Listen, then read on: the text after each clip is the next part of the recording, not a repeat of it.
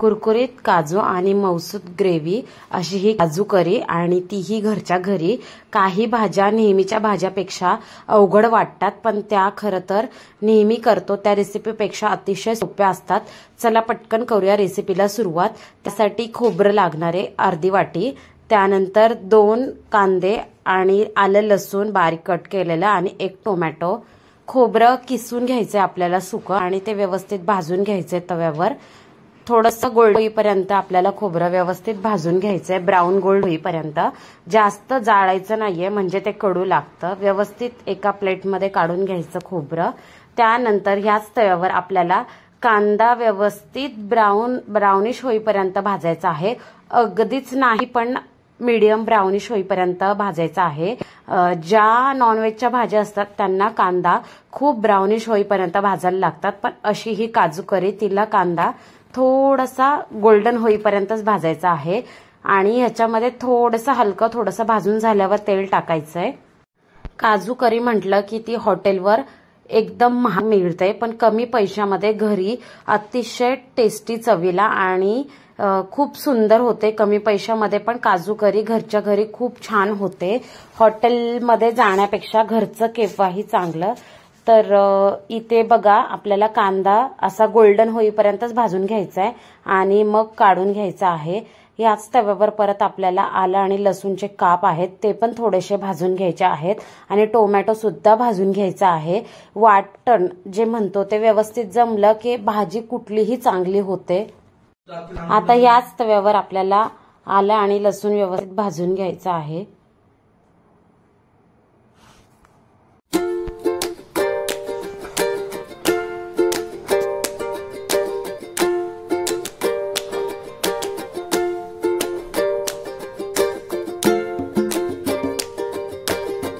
एक टोमॅटो इथे मी व्यवस्थित दोन्ही साइडने भाजून घेणार आहे, कारण मी हा उभा कट केलेला आहे, त्यामुळे दोन्ही साइडने चमच्याच्या साहाय्याने पलटी करून आपल्याला व्यवस्थित भाजून घ्यायचा आहे टोमॅटो, जेणेकरून त्याच्यातला थोडासा आंबटपणा निघून जातो व्यवस्थित भाजल्यानंतर।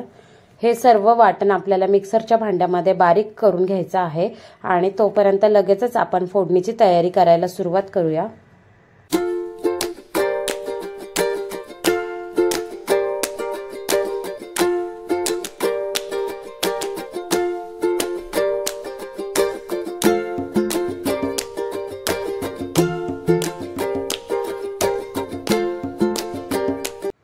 आता इथे मी 3 चमचे तेल घेणार आहे।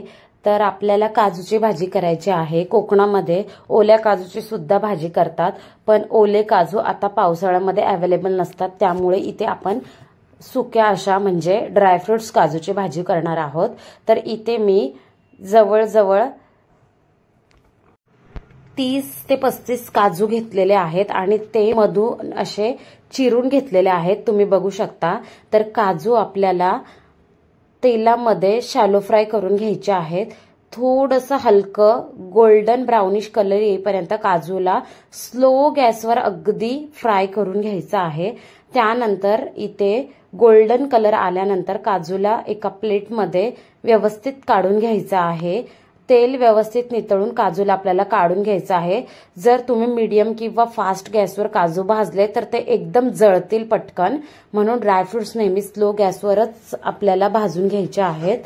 तर इथे बघा काजू माझे भाजून झालेले आहेत आणि मी त्याला काढून घेत आहे। आता ह्याच तेलामध्ये आपण भाजी करणार आहोत। तर इथे मी आधी तेजपत्ता टाकलेला आहे, 2 तेजपत्त्याची पानं आपल्याला टाकून घ्यायची आहेत आणि थोडेसे जिरे व्यवस्थित तडतडू द्यायचे आहेत। तेल ऑलरेडी आपलं गरम झालेलंच होतं। आता त्यामध्ये बारीक वाटलेलं वाटण आपल्याला घालायचं आहे। तेलामध्ये हे वाटण अगदी तेल सुटेपर्यंत स्लो गॅसवर 20 ते 25 मिनिटं आपल्याला ही प्रोसिजर करायची आहे। तर तेल सुटेपर्यंत हे वाटण स्लो गॅसवर आपल्याला परतून घ्यायचं आहे। थोडंसं वाटण व्यवस्थित म्हणजे तेल सुटेपर्यंत परतलं की त्याच्यामध्ये आपल्याला धने पावडर आणि गरम मसाला याची पावडर घालायची आहे आणि परत एकदा 3 ते 4 मिनिटं ते व्यवस्थित वाटणामध्ये ती पावडर लागू द्यायची आहे। म्हणजेच वाटणामध्ये हे 2 पावडर धनिया पावडर आणि गरम मसाला पावडर व्यवस्थित मिक्स व्हायला पाहिजे।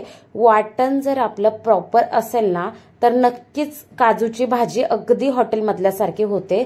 तर इथे बघा मी 2 छोट्या चमच्यानी, एकदम छोटा चमचा आहे त्याच्यानी धने पावडर टाकलेली आहे आणि 1 चमचा गरम मसाला पावडर टाकलेली आहे आणि परत एकदा मिक्स करून हे मी 2 ते 3 मिनिटं व्यवस्थित स्लो गॅसवर परतू देणार आहे। त्यानंतर इथे आपल्याला सर्व मसाले ऍड करून घ्यायचे आहेत। तर इथे मी घरगुती ठेवणीचा लाल मसाला ऍड केलेला आहे 3 चमचे। तर इथे मी 2 माणसांची भाजी करणार आहे आणि ग्रेव्ही आपली जास्त असल्यामुळे आपल्याला इथे 3 ते 3.5 चमचे तिखटचं तुम्ही तुमचं प्रमाण तुमच्या आवडीनुसार करू शकता, कमी किंवा जास्त भाजी केलेली आहे। आणि आता इथे थोडंसं मिक्सरच्या भांड्यामध्ये थोडंसं पाणी टाकून आपल्याला व्यवस्थित ह्या वाटणामध्ये घालायचं आणि ते सुद्धा 3 ते 4 मिनिटं व्यवस्थित तेल सुटेपर्यंत भाजून घ्यायचं आहे। आता त्यानंतर ह्याच्यामध्ये तळलेले काजू आपल्याला घालून व्यवस्थित सर्व बाजूने परतून घ्यायचे आहेत। अशा प्रकारे आपली ग्रेव्ही ही तयार झालेली आहे। आता कधीही भाजी केली तर तिची टेस्ट न जाण्यासाठी किंवा तिला तरी येण्यासाठी गरम पाणीच नेहमी ऍड करायचं। थंड पाणी कुठल्याही भाजीला जात नाही, म्हणजेच कुठल्याही भाजीला थंड पाणी ऍड करायचं नाही। थोडं कोमट पाणी तरी करायलाच पाहिजे, ज्यामुळे भाजी एकदम स्वादिष्ट लागते आणि तरी पण तिला खूप छान येते। तर असं थोडंसं पाणी ऍड करायचं, गरम पाणी। आणि ग्रेव्हीचं प्रमाण तुम्ही तुमच्या आवडीनुसार कमी किंवा जास्त करू शकता, पण अगदीच पातळ अशी ही काजूची भाजी कधीच नसावी, कारण हॉटेलमध्ये सुद्धा अशी ग्रेव्ही घट्टच असते। त्यामुळे काजूची भाजी ही अगदी थोडीशी म्हणजे दाटसर असावी, जास्त पातळ करायची नाहीये। एक 5 ते 6 मिनिटं आपल्याला स्लो गॅसवर उकळी काढून घ्यायची आहे आणि 5 मिनिटं हे व्यवस्थित काजू त्याच्यामध्ये शिजू द्यायचे आहेत। ऑलरेडी आपण परतून घेतलेलेच होते, त्यामुळे 5 ते 6 मिनिटं एक छान असं स्लो गॅसवर हीट दिली की व्यवस्थित काजूची भाजी होते। तुम्ही व्हिडिओमध्ये नक्की बघा।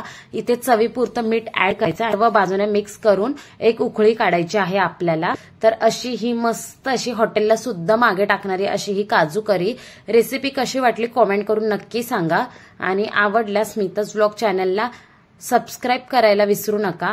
व्हिडिओ आवडल्यास जास्तीत जास्त लोकांपर्यंत शेअर करा। बारीक चिरलेली कोथिंबीर ऍड केलेली आहे। काजू करी कशी वाटली कॉमेंट करून नक्की सांगा आणि अशाच माझ्या नवीन व्हिडिओ पाहत राहा। भेटूया अशाच एका नवीन व्हिडिओ सोबत, तोपर्यंत बाय।